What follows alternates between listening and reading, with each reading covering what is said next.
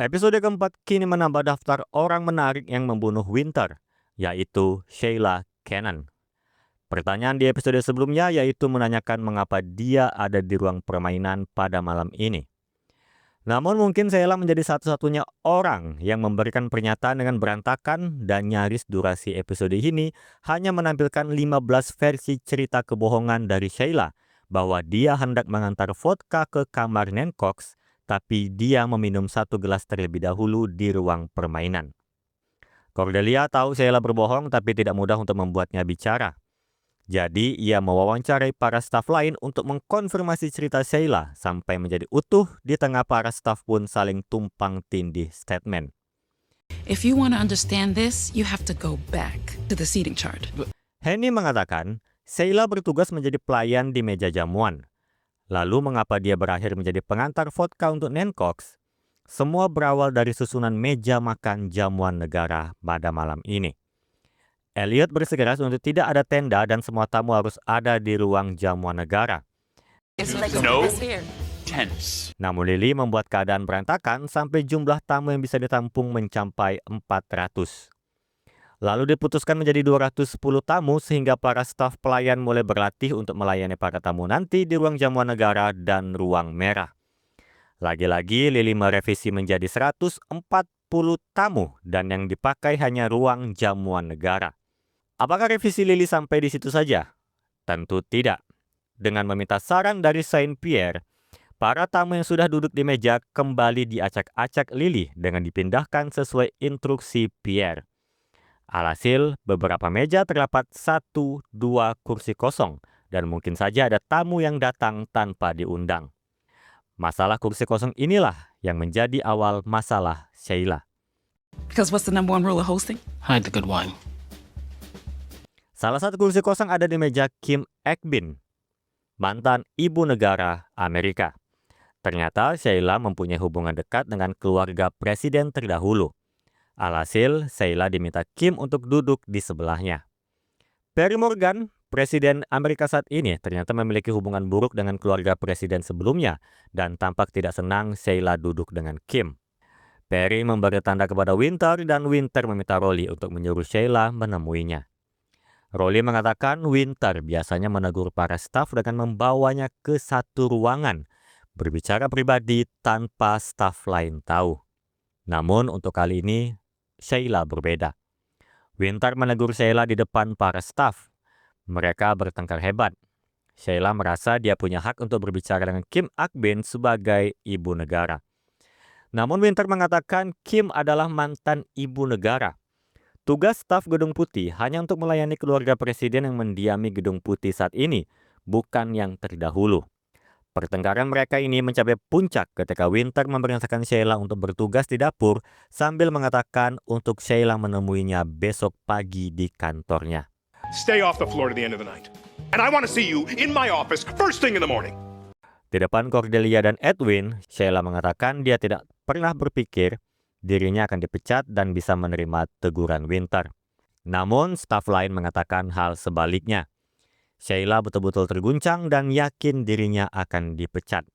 Dulu, staf pelayan bernama Connor Prentice pernah diminta Winter untuk menemuinya di kantor besok pagi dan berakhir dengan pemecatan. Jadi Sheila yakin dirinya akan mengalami hal yang sama. Sheila benar-benar panik sampai menceritakan ke para staf-staf lain, termasuk ke Nick Sims, staf kaligrafi, yang tulisannya betul-betul jelek untuk menulis nama para tamu. Nick mencoba menenangkan Sheila karena bukan dia saja yang duduk di meja jamuan. Contohnya, Rosalind Chech, sang kurator. Ada satu orang lagi yang dianggap Sheila sebagai pelayan kontrak karena pakaiannya, tapi Nick mengatakan orang itu adalah tamu karena ia menulis nama orang itu di kartu pengunjung. His card too. Rolly dalam wawancaranya dengan Cordelia mengatakan, sebenarnya Winter dan Sheila sering bertengkar dan biasanya akan berbaikan lagi.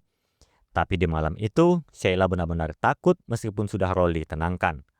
Lalu muncullah kata-kata mengerikan dari Sheila yang mengatakan dia tidak akan dipecat jika Winter tidak ada lagi. He won't fire me if he isn't here anymore. Di tengah terkejutnya Rolly, Trip Morgan juga mendengar perkataan Sheila. Tapi seakan tidak peduli, dia pergi dengan membawa 2 piring puding kanguru.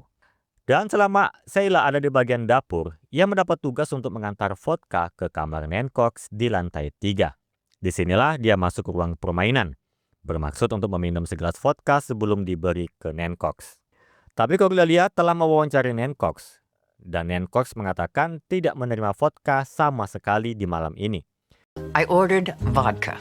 It never came. Terlebih, Henny menceritakan kalau Sheila membawa vodka itu ketika Henny baru mendapati kabar Winter meninggal dan melarang Sheila untuk naik ke lantai 3. Sheila tidak menjawab dan meminta untuk merokok sebentar. Can I smoke in here? Cordelia kemudian menganalisis semua dari data yang dia tulis di jurnalnya dan berhasil menyusun cerita Sheila yang sebenarnya. Dia kembali menemui Sheila dan menjelaskan analisisnya. Sheila berada di lantai 3 malam ini, bahkan 2 kali ada di sana. Pertama, Sheila naik dengan membawa nampan dan vodka, tapi lupa membawa gelas. Sheila masuk ke ruang permainan dengan menaruh botolnya saja di atas meja biliar, yang menjadi alasan mengapa ada bekas basah di meja biliar ketika Cordelia pertama kali datang ke ruangan itu. Dan ketika Sheila naik kembali sambil membawa gelas, dia yang masih kesal dengan Winter justru meminum vodka itu. Bukan 1 gelas, tapi 1 botol penuh. Gelasnya ditaruh di dekat jendela ruang permainan dan Sheila turun untuk mengambil vodka kembali. Tapi ketika hendak naik, dia bertemu Henny yang melarangnya untuk naik ke lantai 3. Yang menjelaskan pernyataan Nancox benar bahwa ia tidak menerima vodka sama sekali. Dan inilah versi cerita asli Sheila mengapa ia ada di ruang permainan pada malam ini. At least that is your story. Did I miss anything? No. Akhirnya Sheila mengaku dan membenarkan analisis Cordelia. Ia menceritakan benar ia melihat seseorang masuk ke rumah kaca saat ia merokok di bawah pohon cedar Lebanon, hanya saja ia tidak tahu siapa. Lalu saat di lantai 3, ketika ia keluar ruang permainan, dia melihat ada seseorang di ujung lorong East Room, atau lebih tepat di lorong kamar Harry Hollinger. Hanya saja pandangan Sheila kabur akibat meminum 1 botol penuh vodka. Tapi dia ingat itu terjadi di jam 9:48 karena banyak jam di Gedung Putih. Dan pertanyaan terakhir Cordelia kepada Sheila adalah, apakah Sheila membunuh Winter? Belum sempat dijawab, lagi-lagi Agent Truss muncul mengatakan staf forensik kepolisian Washington, Annie Dodge, telah datang. Berdasarkan pemeriksaan awal, Annie mengatakan Winter kemungkinan meninggal sekitar jam 9:30. Setengah jam sebelum ditemukan. Ada tanda-tanda keracunan yang tidak fatal dan penyebab kematian Winter adalah benturan benda tumpul di bagian belakang kepala. Sementara luka di pergelangan tangan dilukai setelah Winter meninggal. Cordelia lalu pergi kembali ke ruang permainan. Dia percaya dengan pemeriksaan awal Annie. Dan jika benar, maka Winter tidak dibunuh di ruang permainan. Jika di sana, Sheila pasti melihatnya karena dia keluar ruangan ini di jam 9:48, sekitar 20 menit setelah Winter mati. Entah Sheila tidak sadar tubuh Winter di sana atau tubuh Winter dipindahkan setelah Sheila pergi. Dan Edwin memberi opsi lain. Atau mungkin Sheila berbohong karena telah membunuh Winter. Namun Cordelia membantahnya dan sudah yakin dari awal tubuh Winter dipindahkan ke sini melihat sepatu Winter yang pas tapi renggang. Kemungkinan setengah perjalanan dia diseret pelaku ke ruangan ini. Untuk memastikan, mereka pergi ke satu kamar yang Sheila lihat ada seseorang. Kamar itu tampak seperti sedang direnovasi.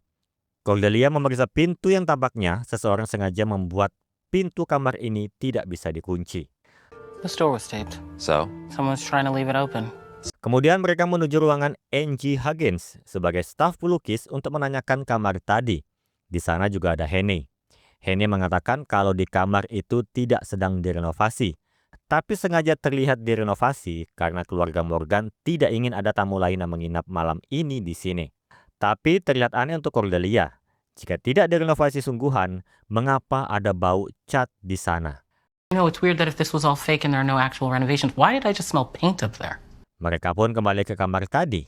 Angie mengatakan tidak ada tugas pekerjaan di kamar ini, tapi tidak memungkiri memang ada bau cat. Cordelia lalu mengikuti aroma cat tersebut sampai di satu rangka kayu. Ia mengikisnya dan menemukan noda darah yang sengaja ditutupi. Kembali di waktu yang tidak tepat, Agent Trust masuk, mengatakan bahwa ada seseorang di hotel seberang Gedung Putih ingin berbicara dengan Cordelia Cobb untuk hal yang mendesak. Cordelia lalu menggunakan teropongnya melihat orang misterius tersebut yang juga menggunakan teropong.